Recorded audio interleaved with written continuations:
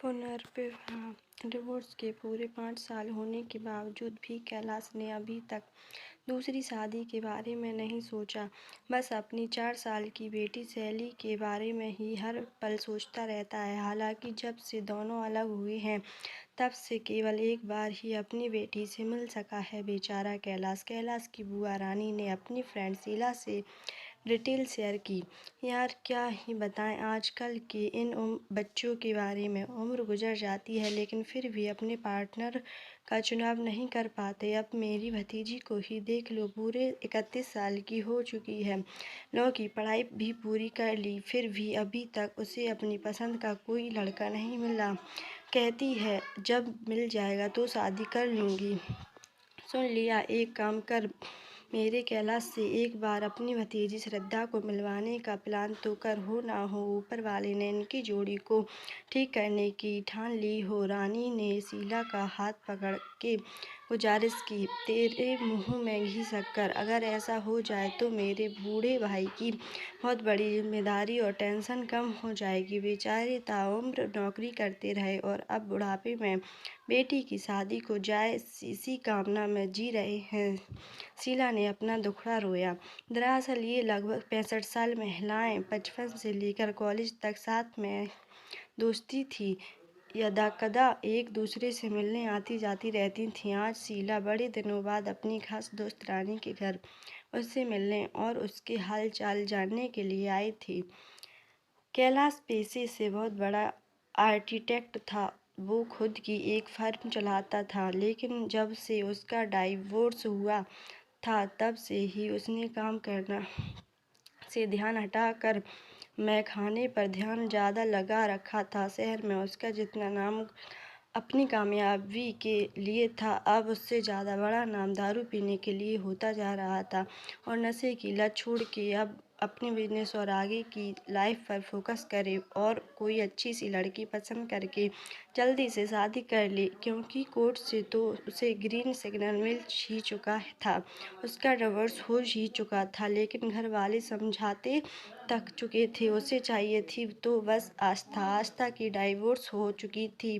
पत्नी का नाम था जिसे वो कभी हद से ज़्यादा प्यार किया करता था, लेकिन गलतफहमियों ने जगह बना ली कि दोनों के रिश्ते को तार तार दिया और नौबत यहाँ तक आ गई कि उन्हें कोर्ट के सहारे खुद को अलग करना पड़ा। वे दोनों अलग तो जरूर हो गए लेकिन अंदर से बिल्कुल कमज़ोर हो गए। कैलाश तो खुद को संभालने के लिए शराब का सहारा ले लिया करता था, लेकिन आस्था अपने आंसुओं का डिवोर्स के बाद आस्था को अपने पापा, भाई और भाभी के साथ रह रही थी। उसे भाई और भाभी का साथ प्यार तो कम लेकिन उनके ताने ज़्यादा मिलते थे।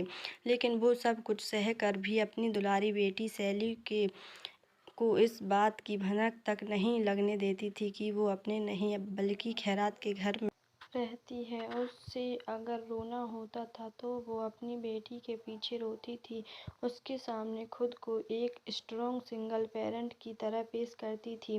उसके पापा की पेंशन इतनी नहीं आती थी कि वो अपनी और बेटी की ज़रूरतों को पूरा कर सके, इसलिए अब आस्था को लगने लगा था कि सैली की भी पड़ेगी, उसके लिए भी पैसे की ज़रूरत होगी। हालांकि कैलाश उसे हर महीने हफ्ते के रूप में 10,000 रुपये देता था, लेकिन उससे भी गुजारा आसान नहीं था।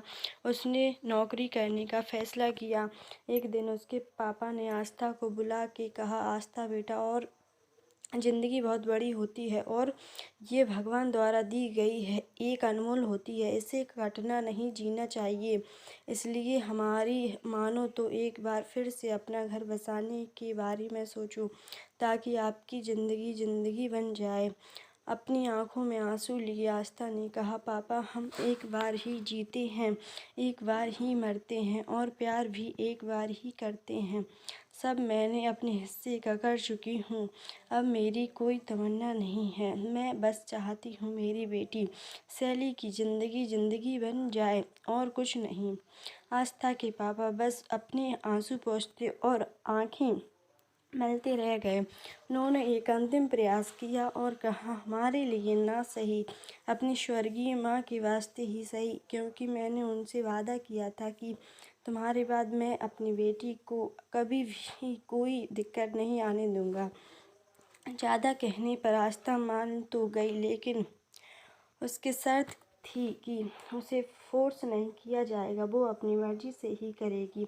आस्था के पापा ने अपने दोस्तों और कुछ मीटिंग साइंस की मदद से कुछ रिश्ते रेडी किए और उनके साथ आस्था की मीटिंग फिक्स करवाई। लेकिन आस्था को कोई भी पसंद नहीं आ रहा था, हालांकि उनकी अलग अलग वजह थी। एक दिन आस्था के पापा ने आस्था को एक और मीटिंग के बारे में बताया और उसे मिलने के लिए राजी किया। आस्था को जहाँ मिलने जाना था, ये आस्था की फेवरेट जगहों में एक थी। उसे ज़्यादातर अपने दोस्तों या फिर अकेले में क्वालिटी टाइम के लिए आउटडोर खुले में जाना पसंद था। बताई हुई जगह यानी ट्राई पर पहुंचकर चिरपरिचित अंदाज में आस्था आने वाले इंसान का इंतजार कर रही थी। वो बार बार अपनी घड़ी में देख रही थी। फिर उसने अपने पीछे मुड़कर देखा कि जिस पत्थर से टिक कर वो खड़ी थी, ठीक उसके पीछे वाले पत्थर पर एक इंसान इंतजार कर रहा था। जैसे ही दोनों की नजरें टकराई, आंसू निकल आए और आस्था बिना कुछ कहे वहां से जाने लगी। आस्था, आज तुम्हारी मीटिंग मेरे से ही है, क्या तुम 10 मिनट की मीट कर सकती हो? जाती हुई आस्था के कानों में ये आवाज़ गूंजी। उसने पीछे मुड़कर फिर से देखा, कहीं मेरी आंखों को धोखा तो नहीं है। वो वास्तव में खड़ी रह गई। उसे अपनी आंखों पर भरोसा नहीं हो रहा था।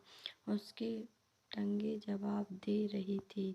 उसे अपना भर पृथ्वी पर के बराबर लग रहा था। बस उसके मुंह से एक ही आवाज़ निकली, कैलाश तुम।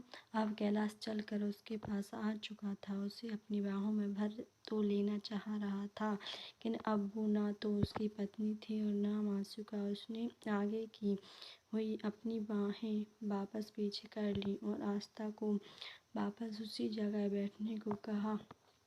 कुछ पल सोचने के बाद आस्था मान गई और 10 मिनट की बातचीत के लिए राजी हो गई।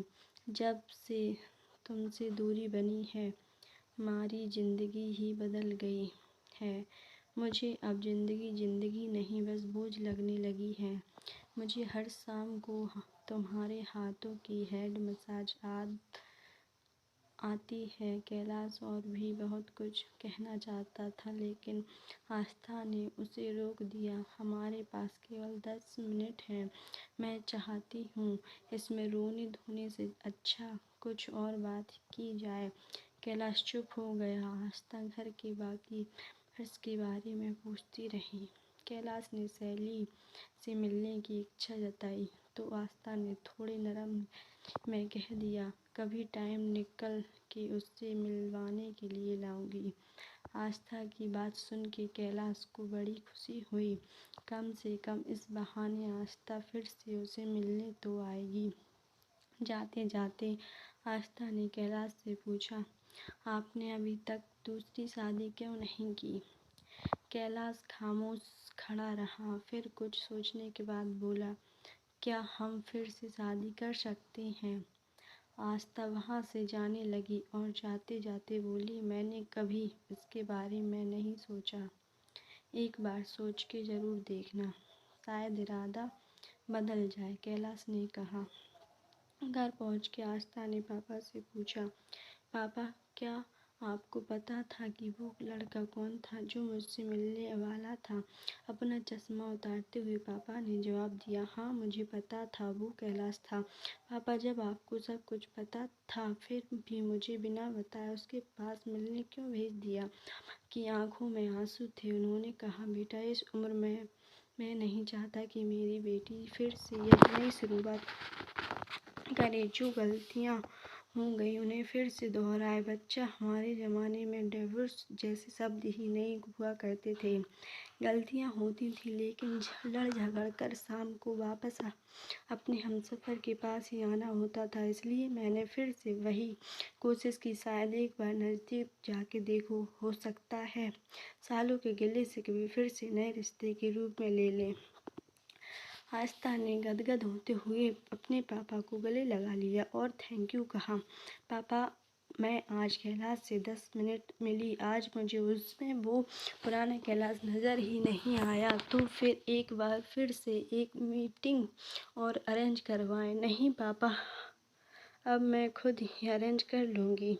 बहुत सोचने के बाद आस्था ने दोबारा से कैलाश के पास 7 डेट पर जाने का फैसला किया। पहली डेट, दूसरी डेट और फिर ये सिलसिला से शादी होने के बाद ही रुका।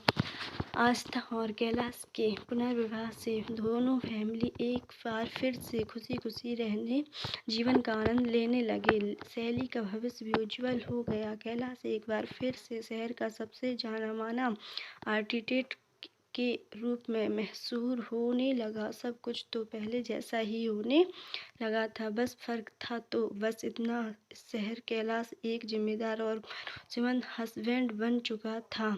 उसे अब अपनी पत्नी आस्था और बेटी शैली में अपनी ज़िंदगी नज़र आती थी। चैनल को सब्सक्राइब कीजिए।